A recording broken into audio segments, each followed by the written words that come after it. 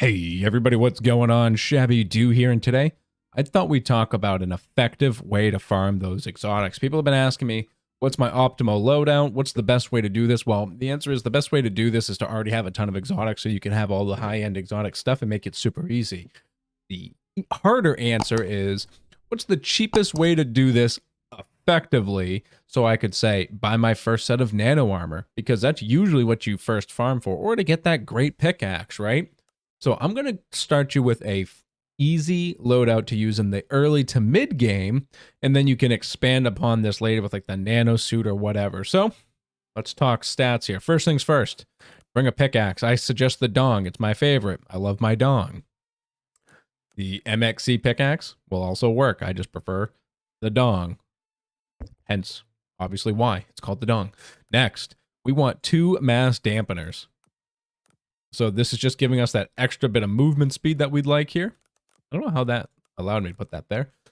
And then the speed backpack, the survival backpack. So that's our speed buffs. I'm also going to grab a bow. You do not need the bow, but we're talking optimal here. So I have the bow unlocked, so I'm going to bring it with me because it's only 100 points to craft one, and I already had it anyways. And I get the speed buffs from that. We'll talk about talents when we jump in the world. I'm going to bring a knife with me. Again, the MXC knife is fine. I just have this one, so that's what I'm going to bring with me.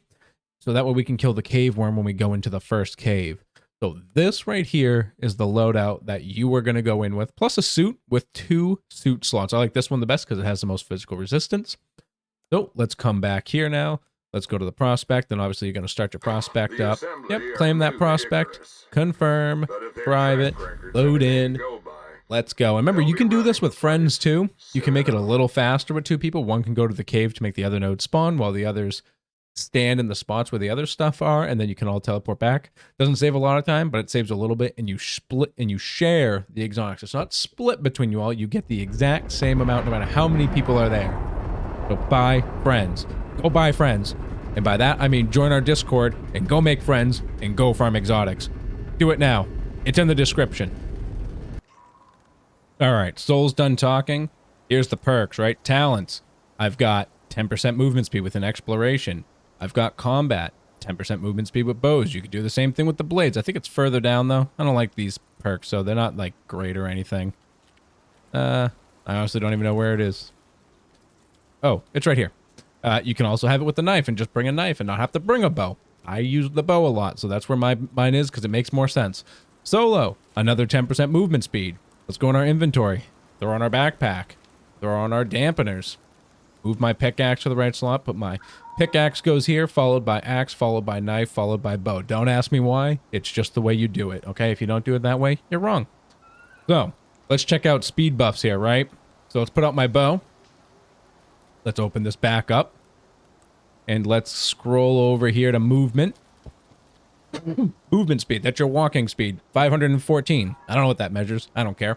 My sprinting speed, twice that, 1028. That's all I care about. That's how fast I move. We're going to move at 1,028 miles per hour with this build, okay? So that's how we're going to run. I'm still standing at the pod here. All I did was jump out so we could see this shining. Here's the map. There's our spot. I put a mark there just so you can know when you're getting close. And if we close back out of this, we make sure we're good. And we're going to start running here. We're going to time this, okay? So we can kind of give us a nice speed, but you can tell we don't have armor, so we're going to get cold. This is how I did this in the early game. Run. So, we're running now. So, we're going to just start off. I'm going to be running along this cliffside here to the south. Usually, I can avoid most of the wolves this way. I usually don't see any. If I do, I've got a knife anyway, so it doesn't matter. Sometimes there's one like right here, and when my stamina gets depleted, I eat that stack of berries real quick. Obviously, I was a little more dehydrated than I would have been if I just kind of started off running because I was talking for a little bit, checking out stats. So there's that. But usually it's not the hydration that's going to bug you here. It's the oxide. So if you're a little slower and you don't like to rush it, grab an oxide node right around here on this cliffside. You'll find plenty of them. Grab more berries. I usually just grab them as I run because they're right there anyways. And what we're going to be doing is we're going to run over here. We're going to go over to that little shabby cliffside here and to the tundra where the tundra and the forest meets, where the polar bear hangs out. We might run into him. If we do, we're going to cheese him because we're speed running. That's what we're doing. And in that area is where watermelons always spawn. So I'll always grab a watermelon there, eat it real quick so I can get that speed buff. Or not speed buff, but extra little stamina boost. And then we'll be good to go to keep this run going. So as you can see here, I'm running until my stamina is almost empty. Not to where it's depleted, to where it says stamina depleted. Watch, I'll show you. Notice how long it takes for it to go from stamina depleted to regeneration, right? Depleted, regen. Now watch this. So if I come to here and it's low, regen. It's minimal, but it makes a difference, honestly. At the end of the day, like if you run it enough, you'll actually start to notice the difference between when you don't have that boost on and when you do. I don't see the polar bear here. I'm just going to run up. Going to grab a couple of those real quick and keep running. He might be on the cliffside here. He might be below us to the north. But either way, I don't care. I'm just going to keep on running. He's not there. So, when I don't see the polar bear here, I either am just lucky, or I hear him, or he's up here. There can be a polar bear that spawns here, so always keep your eyes peeled. This is why I do this in third person once I get to the tundra, so that way I can keep my head on a swivel. Because sometimes we're moving so fast, the polar bears don't quite spawn yet, so I've sometimes got them spawning behind me. It wouldn't be the first, it wouldn't be the last, so it's kind of awkward. But you can see here, we're in the tundra. We're at, we'll call this glitchless cave wall here. And because, you know, they fixed all this in that one update. Remember when they said they fixed the textures? Yeah. Okay, there's our first polar bear. I'm just going to hug this wall here. What you just do is you know, just kind of hold Alt, look over. Where'd it go? Did I lose it? Oh, there he is. And you can see he's not interested in us, so I'm not interested in him. But I always want to keep an eye on him just to make sure, especially when I'm out of stamina. Just so I don't get snuck up on. And we're just going to keep on running. You know, I'm cold now. That's okay. We'll get through this together. Our main goal here is just running as fast as we can into the cave. Kill the cave worm. I hope it's a decent spawn. And then, and hope the polar bear's not camping the cave. If the polar bear camps the cave, it makes the speed run just kind of suck because you just have to wait it out. You have to wait for the polar bear to leave the cave entrance because you can't unstuck from the cave entrance. There's another polar bear there. You can't unstuck from the cave entrance because it's an unstuck. There's no unstuck locations. So it'll teleport you back to the pod, which is the last thing you want to do this far into the mission, right? So, you know, you just got to kind of sit back and wait. What you can do is you can kind of lure it away, get far enough out, and then unstuck yourself. And hope you unstick to a decent enough location so it's not still aggroed on you. And then you can just run back to the cave and call it a day. But otherwise, I usually just wait it out, honestly. Kind of a pain when it happens, though. It's quite upsetting. But, you know, we got our bow out. We're going to keep on running through. And some people like to check that cave there. There's another cave, like, oops. There's another cave right there. People like to go in there just to see if there's, by chance, any exotics hanging out. The reasons I don't is that the amount of time spent going into each of those caves just to check, then to unstuck out and keep running. Honestly, that's enough time to do a whole nother run. By the time you find one, like, I don't know what the actual percentages are, but even let's just say if you ran this mission and check in both of those caves and even say this one here, you had a 10% chance to find one other node, right? All right. So that means you're going to find in every 10 runs of this, so let's call it, you know, 15 minutes a run, right? So every 150 minutes or a little over 2.5 hours, or just under. Wait, 2.5? No, just over 3 hours. 3 hours and 10 minutes. Great math, ShabbyDoo. Great math. You're going to find an extra 16 exotics, right? Because a node gives you roughly 16. Whereas whatever amount of time it took you to do that, you could have just done a whole nother run for 64 of them, right? Like, you figure if even going out of the way, and it's not true, but even if you said 2 minutes, right? 2 minutes out of your way for all 3 of those caves to maybe find one in each run, that's 30 minutes in 10 runs, that'd be 20 minutes, right? That's enough to do almost a run and a half. One run if you're slow, a little more than one run if you're kind of fast, right? Like, we're kind of moving slow on this because we're chit-chatting and whatnot, but, and I have a lot of polar bears here. I never see this many polar bears. It's kind of crazy how many there are here, honestly. I'm hoping that's a good sign so that the polar bear's not camping my cave, but I'm almost not very hopeful on that at this point. But yeah, we're just kind of cruising. We're at 6 minutes now. I'm at 6 minutes and 8 seconds as I say this. And we're almost at the cave. So this is the area here where we're going to be coming back to. You know, there's going to be a node here that'll spawn on the other side of that cliff. There's another one in that little snow dome back there. And there's going to be one in the little ravine here. We'll go through those. Again, we're moving fast, but you're going to be able to easily track this. So you can literally open this up and follow me step by step as you do this as well. You might have to pause it if I'm moving a little too fast or you get stuck by a polar bear. But at the end of the day, we'll go tick for tack here. Now, some people always wonder, how do you... what's the unstuck thing I'm talking about? So when you come up to a polar bear, usually, or any bear, or anything aggressive, and you just don't have the means to fight it, you can just hit escape and hit unstuck. And what that'll do is it'll teleport you to the nearest unstuck location. And usually it's out of range of all the aggressive creatures. Now you can see I've got the frickin' polar bear over here.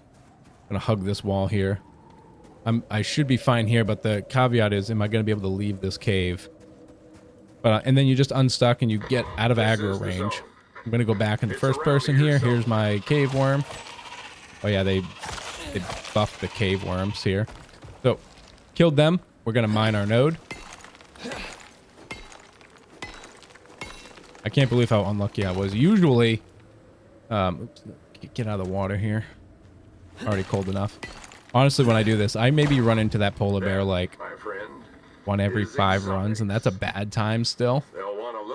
Usually he's not hanging around here. Yeah, he's coming up this way, so I'm going to have to run around him. I may have to unstuck, but I'm just going to hug the wall as much as possible, go in the third person mode, look behind me. He's not coming after me, so I can just run across here. Now, this is adding a little bit of time, but it's not a lot, but this is an easy kind of deviation to have to expect here. If he's camping in the cave, you just have to wait. You cannot unstuck from this cave. This cave does not have an unstuck location, so it'll prompt you and say, do you want to teleport back to the pod? And then it's going to bring you back to the pod. So, and that's not what we want right now, because we still have 3 other nodes to go get. We've only got 1. Now, you can get lucky, and you can find 2 nodes in that cave. When you do, it's glorious. Like, that's a good day right there. That's a double down. That's a free 16 exotics, okay? Now... people are like, well, what are the chances of that happening? The chances of that happening are the exact same amount of chances as them being spawned in any of the other caves along the way. So that's why I don't even check them, honestly. Going around, there's that polar bear over there. I can jump down here. You don't have to go where I did. I just didn't want to break my ankles here. And then we've got our exotic node here. Get a little bit of that stamina back. These polar bears are brutal today, huh? I can't believe how many there are.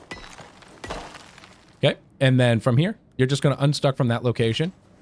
And I'm going to run this way. I'm going into third person because I know there's a polar bear. There he is. I want to make sure he wasn't aggroed on me. So, and you can also get out of it the same way I did, but most of the easiest way is to just unstuck like that. And you can see now I'm oxygen deprived, right? So again, you got to kind of be moving at this similar pace here, or it's not going to work in your benefit. We are at 9.5 minutes right now. Oops. Okay. Good spot. Make sure you always swap back to your bow.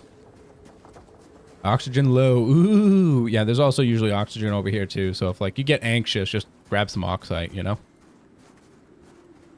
You know, you're not speed running for a purpose, okay? Do what you're comfortable with. I'm just trying to show you how I do it and how I go about doing such a thing. So come down to the snow dome. Last exotic nodes right here. Coming on 10 minutes and 13 seconds. So if that polar bear wasn't there, and maybe if I optimized myself just a little better, I could have done this in 10 minutes. So you unstuck from there. It'll bring you back to the pod. And I'm going to call that time when this reloads. So 10 minutes and 28 seconds. So let's just call it 10 minutes and 30 seconds to get back here. And so now that we're here, I've got 56. Kind of a weak run, huh?